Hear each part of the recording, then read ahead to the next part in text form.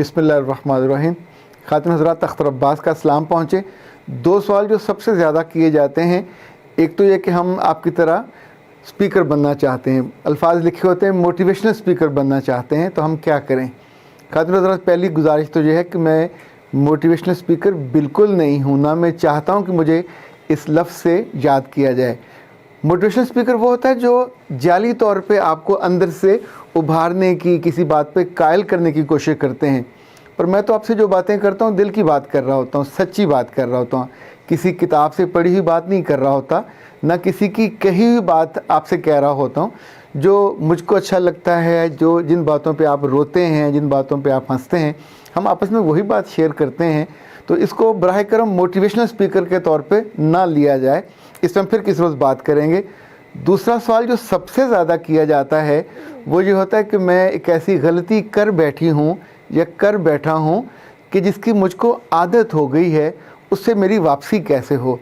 ये सवाल लड़कियों की तरफ से भी होता है और लड़कों की तरफ से भी। ये सवाल कहीं कॉलेज में, कहीं यूनिवर्सिटी में, कहीं शादी के बाद, किसी न किसी एज के हिस्से में कोई तखसीस नहीं है कि किस उम्र में ज़्यादा है।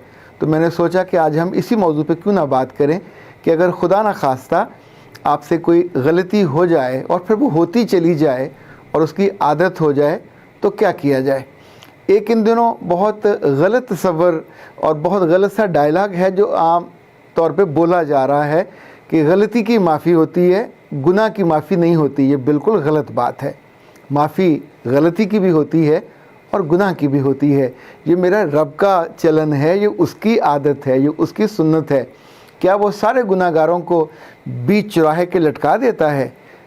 क़यामत वाले दिन भी वो जिस चीज़ को चाहेगा माफ़ करेगा, गलतियाँ भी और गुनाह भी। और अगर वो माफ़ न करना चाहे तो उसकी मर्ज़ी है, लेकिन वो तो ये बताता है कि मेरी रहमत जो है मेरे गुस्से पे, मेरे गज़ब पे भारी है, और गलती से बचने के रास्ते भी वो बताता है। इवन अपने पैगम्बरों की दुआएं बताता है, रब्बना ज़लमना अनफुसना व इल्लम तग़फ़िर लना व तरहमना लनकुन्ना मिनल ख़ासिरीन। हज़रत आदम की दुआ, उसके बाद हज़रत यूनुस की दुआ, ये सारी दुआएं गलतियों के बाद उसने ख़ुद बताई और उनको रजिस्टर्ड किया। खातिन हज़रात, लड़की हो या लड़का, गलती दोनों से हो सकती है। और अभी कुछ लोग इतने बहादुर हैं कि वो मैसेज करके, कुछ फ़ोन करके अपनी इस गलती का इतराफ़ भी करते हैं, इकरार भी करते हैं। मुझे उन पर बिल्कुल गुस्सा नहीं आता। जब वो मुझसे कहते हैं तो मैं आपको सच बताऊं, मैं पूरे दिल से, उनको देखा भी नहीं होता, उनको मैं जानता भी नहीं होता, पर पूरे दिल से मैं दुआ करता हूं कि ऐ मेरे रब, इनके दिलों को मोड़ दे और इनके दिलों पे सकीनत और अपनी मोहब्बत उतार, ताकि इस कोताही से, इस कमी से निकल जाएं और ज़िंदगी इनकी आसान और आसूदा हो जाए। खातिन हज़रात, ये सिर्फ आज का मामला नहीं है, पूरी तारीख़ में जो होता आया है, इंसान गलती करते हैं और फिर कोई ऐसा वक्त आता है जब अपनी गलती से रुजू करते हैं। अल्लाह के रसूल सल्लल्लाहु अलैहि वसल्लम ने ख़ुद अल्लाह की पसंद बताई कि उसने कहा, जब कोई गलती करके वापस आता है तो मैं उतना खुश होता हूँ, शायद उससे भी ज़्यादा, कि जैसे कोई सहरा में किसी का ऊँट खो जाए जिसके ऊपर ज़िंदगी का सामान लदा हो, खाना पीना हर चीज़, और फिर वो गुम हो जाए और इंसान भटकता, भूलता, भूख प्यास से मरने के करीब हो जाए, तो वो ऊँट दोबारा वापस आ जाए और उसको देखकर उसको वो हाथ लगाए, छुए, खुश हो और फिर चीख उठे, चिल्ला उठे कि, और अपने रब का शुक्र अदा करने के लिए ये कहे कि तू मेरा रब और मैं तेरा बंदा, और उल्टा उसके मुंह से निकले कि तू मेरा बंदा और मैं तेरा रब। यानी जो एक्साइटमेंट से बिल्कुल उलट हो जाए, ये अल्लाह को पसंद है, वो ये उसका इजहार कर रहा है। पर मैंने ज़िंदगी में एक दफ़ा, देखें, हम सब गलती करते हैं और कोई भी ऐसा फ़रिश्ता नहीं होता जो गलती नहीं करता, पर गलती से वापसी का एक रास्ता तो वो है कि तौबा मेरी जाम शिकन, जाम मेरा तौबा शिकन, सामने ढेर है टूटे हुए पैमानों का। पर दूसरा जो मैंने देखा वो तारीख़ में, वो ज़हीरुद्दीन बाबर का मामला था। ये फ़रगाना से निकला तो अपने चचा पे बहुत डिपेंडेंट था और उसके सारे ख्वाब उससे जुड़े हुए थे। तो उसका ख्याल था कि विरासत वहाँ से उसको मिल जाएगी, पर चचा मारा गया। जब उसने अपना इलाका छोड़ा तो अब हर उम्मीद और हर, क्या कहना चाहिए, ख्वाब रुखसत हो चुका था। उसने एक फ़ौज बनाई اور وہاں سے ہندوستان آیا یہ سوچ کے کہ نئی جگہ ہے، وہاں سے اس کو فتح کرے گا اور اپنی خواب کو اور سلطنت کو نئے سرے سے آغاز کرے گا۔ یہاں جگہ جگہ اس کی لڑائیاں ہوئیں، جھڑپیں ہوئیں اور ہر جگہ وہ ہارتا گیا۔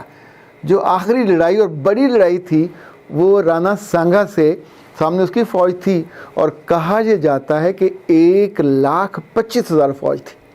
اور یہ جو رانا لوگ تھے یہ ہمیشہ سے راجپوت بڑے طاقتور، سمجھدار اور بہادر اور جنگجو ہوتے ہیں۔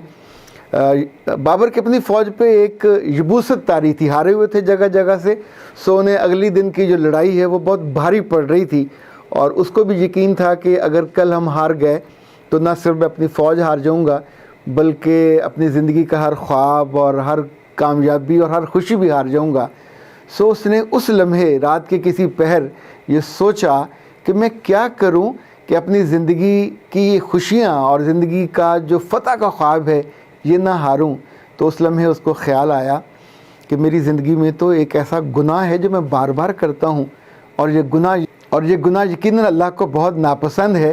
تو اس لمحے اس نے جائزے کے بعد، تجزیے کے بعد پھر آنکھیں بند کی اور اللہ سے توبہ کی اور کہا کہ میں اس گناہ کو، وہ شرابی تھا، شراب پیتا تھا اور غزنی سے بے شمار شراب ساتھ لے کے آیا تھا۔ اس لمحے سب سے پہلے تو اس نے یہ کیا کہ اپنی شراب کے برتن اور اپنی کیبنٹ کے جو شراب کے برتن، سب قیمتی برتن تھے، وہ توڑ دیے اور ان کو پھینک دیا۔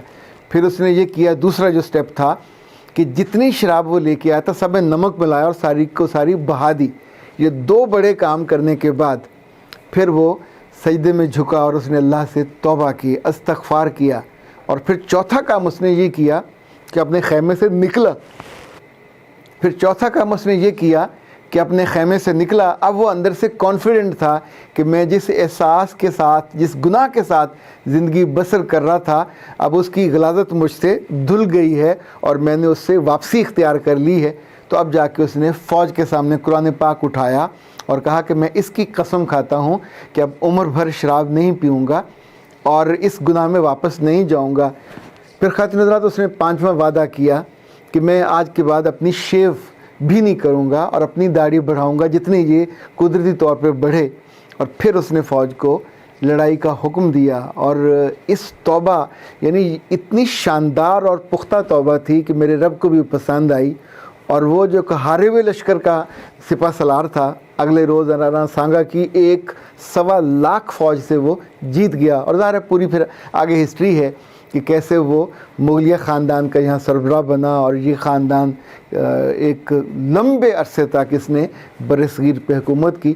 زندگی میں کوئی بڑا آدمی غلطی کرے یا چھوٹا آدمی غلطی کرے، واپسی کا رستہ سب کے لیے کھلا ہوتا ہے۔